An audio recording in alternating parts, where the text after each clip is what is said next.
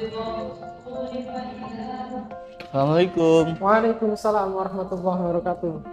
Alhamdulillah. Boleh, Ya, silakan. ya. Ibu.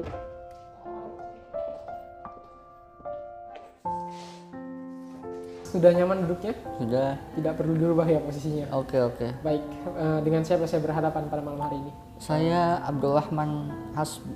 Masya Allah, Abdurrahman Hasbi. Panggilannya siapa kalau boleh tahu? Hasbi. Oke, bisa dipanggil Mas Hasbi aja ya. Iya. Tidak apa-apa ya, tidak masalah dipanggil Mas Hasbi. Nah. Baik Mas Hasbi, sebelumnya perkenalkan juga saya Suryanto. Mas Hasbi bisa panggil saya dengan sebutan Surya. Insya Allah saya akan saya yang sebagai konselor pada malam hari ini, sebagaimana membantu Mas Hasbi nanti ya, jika ada yang perlu dibantu dari saya untuk Mas Hasbi. Oke, sebelumnya Mas Hasbi tahu dari mana tempat ini? Teman saya ada yang pernah lewat sini ngeliat, kemudian merekomendasikan tempat ini ke saya. Oke, baik. Dari temannya ya, kemudian temannya merekomendasikan untuk sini. Iya. Oke, siap, baik Mas Hasbi. Dan kesini menggunakan apa Kak Mas? Kendaraan umum atau kendaraan pribadi? Saya naik Gojek sih, Mas. Oke, naik Gojek ya Mas Hasbi. Bagaimana tadi kondisi jalan dulu? Iya, aman sih, Mas. Saya naik Gojek. Oke, baik. Sebelumnya Mas Hasbi sudah tahu apa itu proses konseling atau konseling? Nggak tahu sih konseling apa ya, cuman kayaknya sih yang saya tahu tuh cuman cerita-cerita gitu tentang masalah, nanti dapat solusinya gitu. Oke, baik, betul Mas Hasbi. Jadi ketika kita konseling nanti benar beberapa klien itu akan bercerita kepada seorang konselor ya. Oke, jadi konseling itu Mas Hasbi lebih tepatnya adalah proses pemberian bantuan yang dilakukan oleh konselor kepada klien atau konselinya ini. Nah, adapun proses pemberian bantuannya nanti, pemecahan masalahnya itu akan dilakukan kerjasama antara keduanya, baik konselor maupun klien nanti. Jadi nanti kita akan sama-sama memecahkan, mencari solusinya dalam setiap permasalahan yang dilakukan oleh klien. Bagus. Ya, Ya. Ya, gitu ya Mas Hasbi. Nah, sebelum kita lanjut lebih dalam, ada pertanyaan lagi Mas Hasbi? Enggak sih. Oke. Jadi ada beberapa asas yang akan biasanya dijelaskan oleh seorang konselor pada seorang kliennya, Mas Hasbi. Yang pertama itu ada asas kerahasiaan. Jadi setiap bentuk cerita, setiap bentuk permasalahan, baik itu sifatnya masalah individu ataupun masalah yang lainnya menyangkut pribadi, keluarga dan yang lainnya, ketika dipaparkan oleh para konselor, maka itu semuanya akan dijamin kerahasiaannya oleh seorang konselor. Jadi gitu ya. Jadi di sini akan tidak menjadikan seorang konselor itu ragu untuk terbuka dalam melakukan ceritanya. Kemudian ada asas keterbukaan Mas Hasbi. Jadi saya harapkan di sini Mas Hasbi bisa terbuka ketika sudah mengetahui asas-asas kerahasiaan tersebut. Gitu. Kemudian ada yang disebut dengan asas kesukarelaan. Sukarela itu yang dimaksud Mas Hasbi ini tidak ada paksaan ketika kesini. Mas Hasbi ini kesini atas kemauan sendiri, atas keinginannya sendiri dalam memecahkan masalahnya dan dibutuhkan bantuan kepada seorang konselor. Kurang lebih seperti itu Mas Hasbi. Ada pertanyaan? Nggak ada pertanyaan ya Mas Hasbi, kita bisa lanjut. Baik Mas Hasbi, ada yang mau diceritakan atau dibagi pada saya? Iya, ada. Saya punya masalah.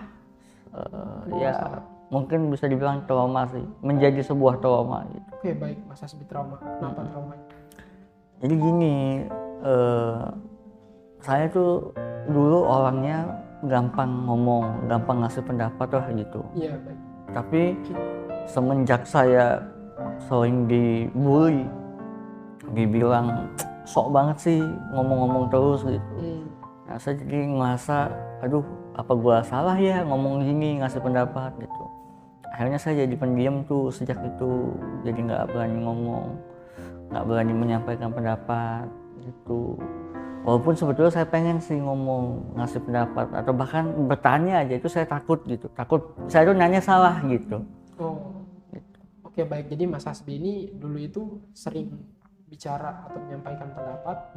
Kemudian di samping pembicaraan Mas Hasbi itu, Mas Hasbi kadang dapat bulian. Dapat bulian itu.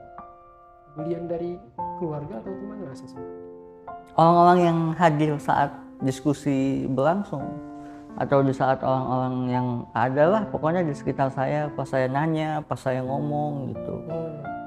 Jadi ketika Mas Hasbi menyampaikan pendapat, yang lainnya itu merasa tidak percaya dengan pendapat Mas Hasbi, kemudian membulinya gitu.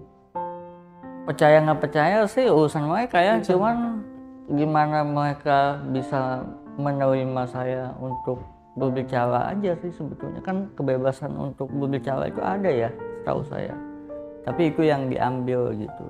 Saya disalahin, mau ngomong ini salah, mau nanya aja kayaknya gimana gitu. Dan apa perasaan Mas Hasbi ketika diperlakukan seperti itu Mas Hasbi? Ya jadinya nggak enak aja, saya mau ngomong jadi ya udahlah nggak usah ngomong, mau nanya juga ya udahlah nggak usah nanya, kalau saya nanya salah, saya ngomong salah. Oke baik, jadi itu yang membuat Mas Hasbi trauma sebelumnya. Iya, jadi sekarang saya lebih ke menyimpan aja sih gitu, bingung sendiri gitu, atau kalau mau punya pendapat ya ngomong sama diri sendiri aja. Oke baik, saya memang mengerti Mas Hasbi, ketika kita punya pendapat yang baik, kemudian punya gagasan yang baik, namun tidak dipercayai oleh orang-orang, apalagi sampai orang-orang lain itu ketika mendengarkannya bukannya memberi tanggapan yang baik, malah membulinya atau bahkan memberikan tanggapan yang buruk di dalamnya. Saya mengerti di situ Mas Hasbi. Tapi Mas Hasbi setelah itu apakah masih menjalin hubungan yang baik kepada teman-teman itu? Masih, cuman ya jadi agak ansos aja gitu. Oke, siap Mas Hasbi. Jadi apa ya, menarik diri ya. Oh, oke. Nah, selain hal tersebut yang membuat Mas Hasbi itu trauma, ada lagi yang mereka perlakukan kepada Mas Hasbi? Enggak sih, itu aja yang pengen saya bagiin. Oke, baik, itu saja ya kurang lebih ya Mas Hasbi ya. Kalau saya boleh tahu, itu mengarah kepada pekerjaan, pendidikan atau hal yang lain ketika Mas Hasbi? Awalnya pendidikan. Pendidikan. Iya, ya sebetulnya awalnya lebih ke keluarga sih, bahkan kalau mau lebih jauh. Jadi kalau saya punya pendapat, saya dianggap anak kecil yang nggak punya apa ya, kepantasan untuk ngomong gitu. Atau kalau saya nanya apa dimarahin, nanya mulu gitu aja nanya gitu. Oke, baik. Seperti itu ya kurang lebih Mas Hasbi. Iya. Jadi dari awalnya keluarga, kemudian ke pendidikan, tidak sampai ke pekerjaannya Mas Hasbi. Kalau pekerjaan sih enggak ya, Aman-aman saja. aman-aman aja. Oke, baik. Kemudian yang Mas Hasbi inginkan terhadap mereka gitu, ketika Mas Hasbi menyampaikan pendapat, ketika Mas Hasbi menyampaikan gagasan-gagasannya baik di ranah keluarga ataupun ranah pendidikannya, itu apa yang Mas Hasbi inginkan terhadap mereka sebenarnya? Inginnya sih didengerin aja, didengerin. Kalaupun misalnya saya salah, ya tinggal dikasih tahu salahnya itu apa gitu. Atau kalaupun misalnya bertentangan dengan pendapat mereka, berbeda dengan pendapat mereka, ya mereka tinggal sampaikan pendapat mereka itu kayak apa gitu. Jadi saya punya kebebasan ngomong, mereka juga bebas untuk ngomong gitu. Oke, sangat betul sekali Mas Hasbi. Ketika memang orang lain dipersilahkan untuk bicara, apa kita itu tidak dipersilahkan gitu Mas Hasbi? Iya. Tapi sudah sejauh mana Mas Hasbi mendapat perlakuan seperti itu? Apakah setiap pertemuan ada selalu seperti itu? Enggak sih, Apakah cuman sebenarnya beberapa kali, cuman jadi ya otomatis aja dampaknya jadi ya gitu. jadi enggan berbicara, Nggak mau ngomong lagi, tidak mau menyampaikan pendapat juga ya? ngomong seperlunya aja lah gitu. Seperlunya saja. Mm-mm. Oke, baik. Nah, ketika Mas Hasbi mendapatkan hak bicara, apakah diberikan hak bicara setelah itu Kepada siapa? kepada Mas Hasbi? Diberikan sama orang yang punya kepentingan, tapi kalau sama yang sesama ya enggak lah. Oke, baik. Diberikan hak bicara, tetapi hanya yang berkepentingan saja. Oke, baik Mas Hasbi. Kalau saya boleh tahu dan kalau saya boleh tanya, semoga menjadi solusi juga untuk Mas Hasbi. Untuk apa Mas Hasbi mempertahankan traumatik tersebut? Ya nggak ada yang mau mempertahankan trauma itu sih Mas. Ya gimana, terus-terusan menghantui saya. Oh, oke, baik. Jadi terus menghantui ya segala trauma itu. Baik, jadi kalau inisiasi dari saya Mas Hasbi, yang pertama, Mas Hasbi ini perlu keterbukaan hatinya untuk memaafkan orang-orang tersebut, Mas Hasbi. Kemudian yang kedua, Mas Hasbi harus atau perlu menginterpretasikan pengalaman atau masa lalu tersebut dengan hal yang positif. Seperti itu Mas Andi. Oh gitu ya. Dengan apa saya mesti menginterpretasikan pengalaman tersebut secara positif, Mas? Oke, baik. Dengan apa ya? Jadi Mas Hasbi ini bisa melihat pengalaman buruk di masa lalunya itu sebagai sebab untuk mengembangkan diri Mas Hasbi. Kemudian yang tadi tentang memaafkan, apakah Mas Hasbi sudah bisa memaafkan mereka semua? Ya bisa sih Mas kalau untuk memaafkan. Oke, baik. Kalau bisa memaafkan itu akan menjadi lebih mudah lagi Mas Hasbi untuk terlepas daripada trauma-trauma atau pengalaman buruk tersebut ya Mas Hasbi. Oke, baik. Kemudian yang selanjutnya Mas Hasbi ini kan sudah mengalami perkembangan usia dan intelektualitas.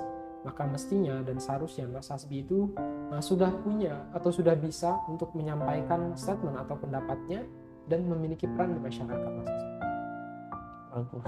Oke, baik Mas Hasbi. Jadi ada lagi yang mau disampaikan? Saya rasa enggak sih, itu udah jadi solusi yang menurut saya lumayan berat tapi bagus. Oke, baik. Jadi Mas Hasbi sudah kiranya bisa ya untuk melakukan hal-hal yang tadi. Ya, berarti saya mesti memaafkan orang-orang itu, memaafkan kejadian tersebut.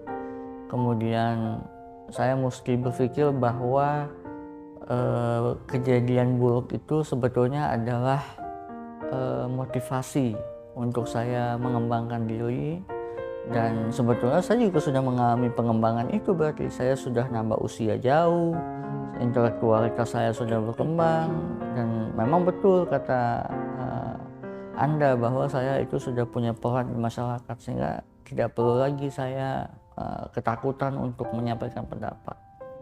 Luar biasa sekali Mas Hasbi. Terima kasih sudah mengerti terhadap penawaran solusi yang telah saya sampaikan tadi Mas Hasbi. Kemudian ada lagi yang perlu kita bicarakan pada hari ini? Saya kira cukup, itu sudah sangat membantu saya. Oke, baik, alhamdulillah. Kemudian apa perasaan Mas Hasbi setelah melakukan proses konseling pada malam hari ini? Lega Mas, tapi tentu butuh proses untuk melakukan solusinya. Oke, baik. Alhamdulillah Mas, cukup lega walaupun ada perubahan sedikit, walaupun tidak begitu banyak. Yang jelas saya sudah mendapatkan solusi juga. Ya. Oke, baik Mas Hasbi, karena waktu konseling yang idealnya itu adalah sekitar 1 jam atau 45 menit ya. Saya rasa pertemuan kita ini sudah cukup dan mengembangkan begitu banyak solusi untuk Mas Hasbi sendiri. Adapun ketika Mas Hasbi perlu bantuan lagi dengan saya, kami mempersilahkan Mas Hasbi untuk datang ke tempat ini kembali. Baik. Seperti itu Mas Hasbi. Ya. Terima kasih Mas. Alhamdulillah Mas Hasbi.